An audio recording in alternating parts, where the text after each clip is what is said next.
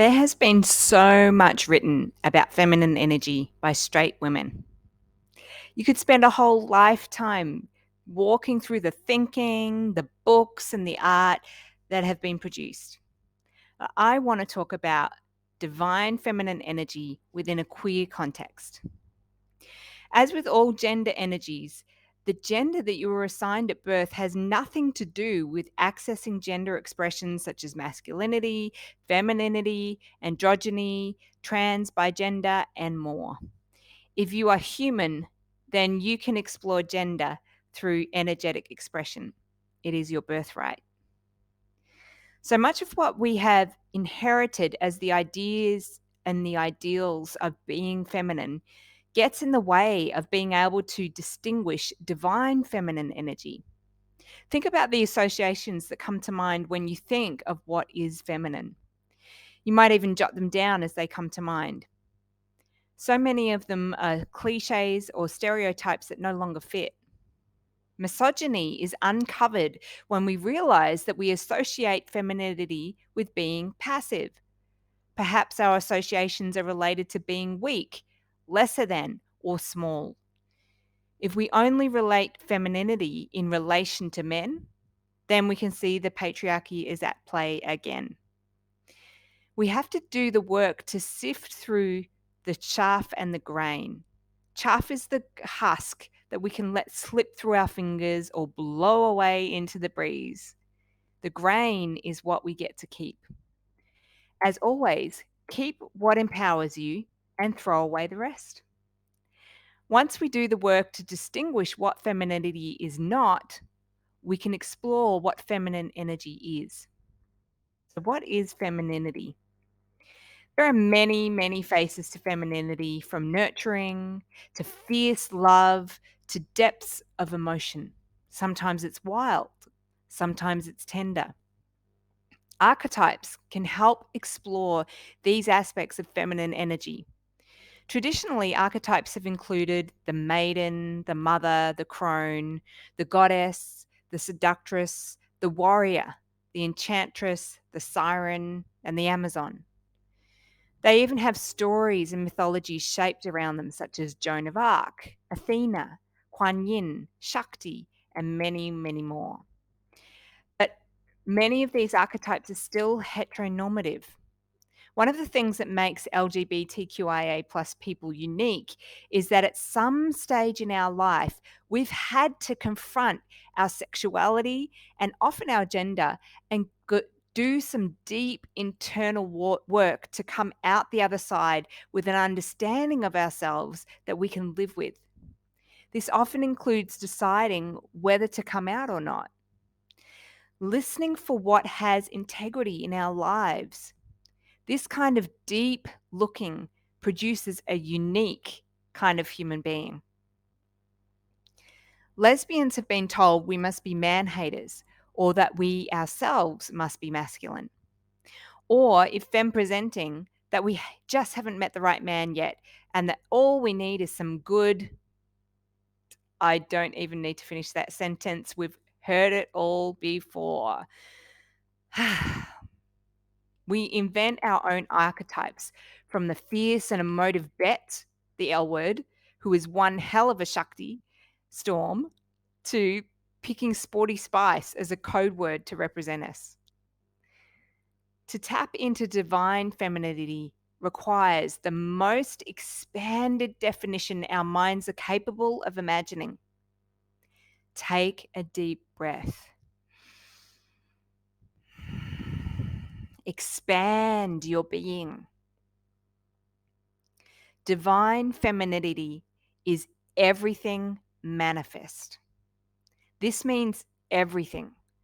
All emotions, all experiences, everything in the physical realm, in nature, everything that has a shape to it that is here in the world.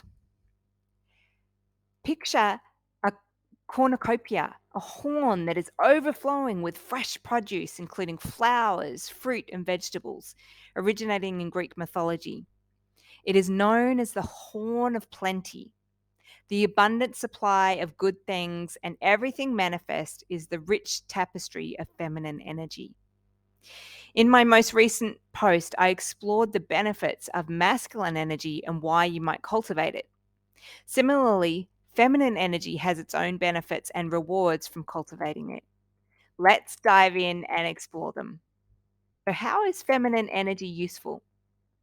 As we navigate through life, we often find ourselves striving for balance in all aspects of our lives, including our inner energy and resources. These are things that make us feel good. When we are well resourced internally, we experience a better quality of life. This includes cultivating our femininity. Being in our divine feminine means owning our power, strength, and authenticity. It means being vulnerable as a way to open ourselves.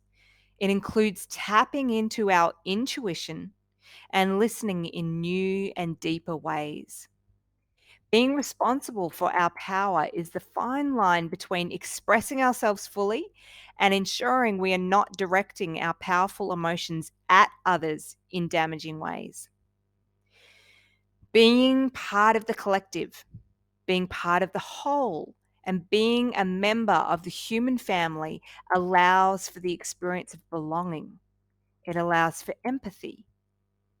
Creativity often comes from feminine energy. It is the storm of all of it. It is energy itself that becomes manifest. When you are in your feminine expression, you can open and expand. You give yourself permission to surrender and let go. The feminine needs something to surrender to. The magic ingredient is trust. When trust is present, then the feminine can open. Without it, receptivity is limited. So, how do I access divine feminine energy? Well, here are some ways to cultivate your feminine energy. Number one, take care of your body, mind, and soul. The vessel you exist in is an aspect of you that is manifest. You are having a physical experience in this body. Self care is an important aspect of cultivating feminine energy because it allows you to engage in practices that nourish your manifested self. Give yourself permission to indulge in activities that you enjoy, such as meditation, yoga, or reading a good book. Nurturing yourself and engaging in activities that bring you joy can help you feel more in touch with your feminine self. Make a list of the activities that nourish you. 2, make sure your emotions get expressed. Pick up a pen and write for 3 A4 pages. Take a magazine and rip out any images that you resonate with. If you need permission to rip up a magazine, I give you permission. Stick these images onto a page. Try and capture the mood and texture of your emotions. Speak your emotions to someone you trust who can simply listen without offering advice. Stand out in the middle of the bush and scream. Cry into a pillow. Or watch comedy and laugh until you cry. Do whatever you have to do to get your emotions expressed rather than stored. Create a safe space to express yourself without judgment or shame. Emotions always pass, every single time. 3, move. Energy stagnates when it stays in the same spot for too long, just like a puddle of water does when it's cut off from any flowing source. Move your body. Take a hashtag dance break. Put on a song and dance however you feel. Laying on your back with your legs bent and the soles of your feet on the floor, you can lift up your pelvis and then gently but firmly drop it back down onto the carpet or pillow. Repeat. This motion will reverberate through your body and awaken the vitality and sexual energy in your body. Sexual energy never disappears. It is life force and it doesn't go away completely. But sometimes it does go underground, like an underground river. but it is always there, ready for you to reach down and awaken it. 4, engage with nature. Nature provides a wealth of opportunities to connect with feminine energy. Take a walk in the bush or sit by the ocean and allow yourself to be fully present and attentive to your surroundings. This will help you connect with your intuition and inner wisdom, both are which are both key aspects of feminine energy. Observe how you engage with nature in your daily life. Do you have indoor plants or access to a garden? Can you walk home via the park? How about gazing outside at the skyline, spotting the moon, or deliberately looking for the colors at sunset? 6, carve out time for creativity. Creativity is an important aspect of feminine energy and can help you express your emotions and inner thoughts in a positive and constructive way. Engage in activities that allow you to be creative, such as painting, dancing, and writing. You do not have to identify as an artist to be one. What makes you an artist is that you do the art. A dancer is a dancer because they dance.